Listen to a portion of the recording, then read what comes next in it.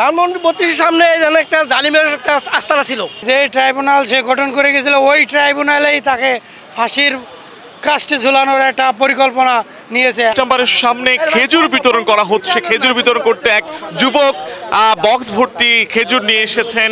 খেজুর আসলে বিতরণ করা হচ্ছে একেবারেই যে বঙ্গবন্ধু শেখ মুজিবুর রহমানের বাড়ির সামনে কিন্তু তাকে খেজুর বিক্রি করতে বিতরণ করতে দেখা যাচ্ছে এবং অনেকেই নিয়ে যাচ্ছে। একটু দেখছি, সেজন্য খুশিতে আমরা খেজুর বিতরণ করতেছি।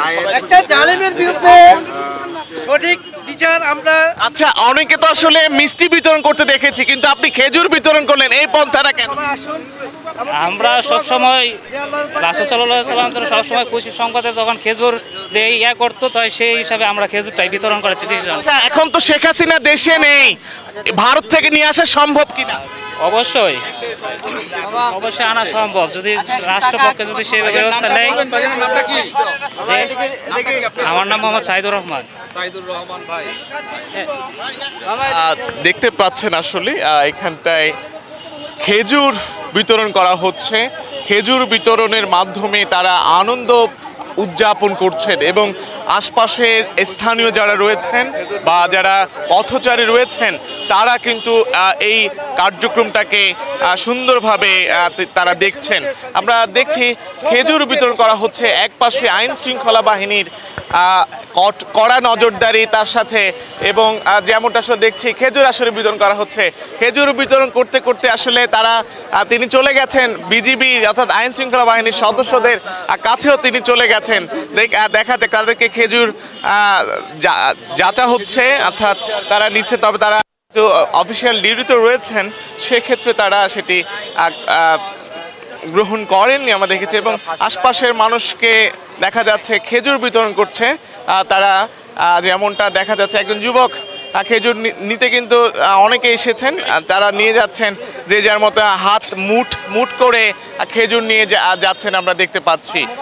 দেখছেন আসলে এই যে খেজুর বিতরণ কার্যক্রম ধানমন্ডি ৩২ গতকালকে যে স্থানটি একেবারে রণক্ষেত্রে পরিণত হয়েছিল, সেই রণক্ষেত্রের স্থান আজ কিন্তু ভিন্ন চিত্রে দেখা যাচ্ছে। সেই চিত্র বলে দেয় আসলে এখনো সাধারণ মানুষ এখনো খুব উদ্গ্রীব রয়েছে, তারা এখনো তাদের মধ্যে সে আনন্দ, যে রায় ঘোষণার যে আনন্দ, সেই আনন্দ যেন বেড়েছে। একটু বলবেন আসলে এই যে আনন্দ যে বিষয় এবং এই যে মিষ্টি বিতরণ করতে দেখা গেছে কিন্তু এখন খেজুর বিতরণ করা হচ্ছে, এটা কিভাবে দেখছেন? এটাকে দেখছি মানুষের যে উচ্ছ্বাস, যে ট্রাইব্যুনাল গঠন করেছিল আওয়ামী লীগ সরকার, ফ্যাসিস্ট শেখ হাসিনা, ওই ট্রাইব্যুনালেই এই বাংলাদেশের মানুষ তাকে ফাঁসির রায় ঘোষণা করছে।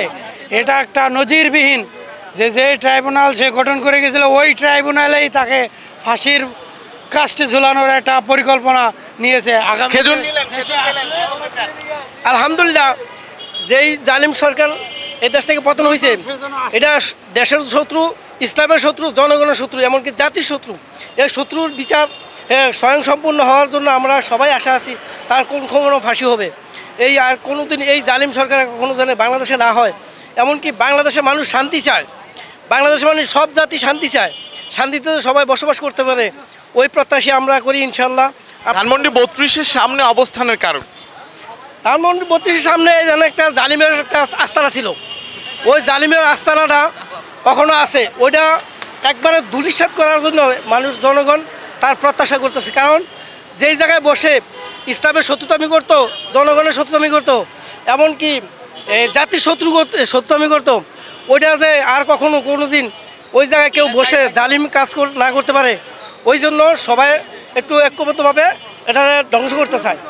ধন্যবাদ। আসলে যেমনটা আসলে দেখলেন গতকালকে রায় ঘোষণার পর দেশের বিভিন্ন স্থানে মিষ্টি বিতরণ করা হয়েছিল, তবে আজকে আসলে ধানমন্ডি ৩২-এর সামনে যেমনটা দেখা গেল খেজুর বিতরণ কিন্তু করা হয়েছে। তো ধানমন্ডি ৩২-এর এই যে পরিবেশ, এই পরিবেশে এখনও যে সাধারণ মানুষের মধ্যে এই যে আনন্দ, রায় ঘোষণার পরে যে আনন্দ, সেই আনন্দ কিন্তু এখনও তারা উদযাপন করছে। কেউ মিষ্টি বিতরণ করছেন, কেউ আবার মিছিল করছেন, কেউ আবার অলিতে গলিতে সব জায়গায় এখনো কিন্তু আলোচনার ঝড়। শেখ হাসিনার যে মামলার রায় ঘোষণা করা হয়েছে, মামলায় তাকে সর্বোচ্চ শাস্তি মৃত্যুদণ্ড ঘোষিত করা হয়েছে, অর্থাৎ মৃত্যুদণ্ড প্রদান করা হয়েছে। তবে এখন দেখার বিষয় ভারত থেকে তাকে নিয়ে এসে রায় কার্যকর করে কিনা। আশিক আরিফিন, ঢাকা জার্নাল।